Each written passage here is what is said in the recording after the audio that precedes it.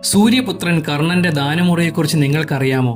കർണന്റെ പക്കൽ നിന്നും കവചകുണ്ടലങ്ങൾ കൈക്കലാക്കിയാൽ മാത്രമേ അർജുനൻ യുദ്ധത്തിൽ വിജയിക്കുകയുള്ളൂ എന്ന് മനസ്സിലാക്കിയ ഇന്ദ്രൻ തന്റെ പുത്രൻ അർജുനന് വേണ്ടി ഒരു ബ്രാഹ്മണ വേഷത്തിൽ കർണന്റെ കൊട്ടാരത്തിൽ ദാനം വാങ്ങുവാനായി വരിവരിയായി നിൽക്കുകയായിരുന്നു.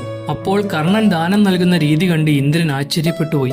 അതായത് ദാനം നൽകുന്നവരുടെ കൈകൾ മുകളിലും ദാനം സ്വീകരിക്കുന്നവരുടെ കൈകൾ താഴെയുമായിരിക്കുക എന്നതാണ് സാധാരണ രീതി. എന്നാൽ ദാനം നൽകിക്കൊണ്ടിരുന്ന കർണന്റെ കൈകൾ താഴ്ത്തിക്കൊണ്ടും ദാനം സ്വീകരിക്കുന്നവരുടെ കൈകൾ ഉയർത്തിക്കൊണ്ടുമായിരുന്നു.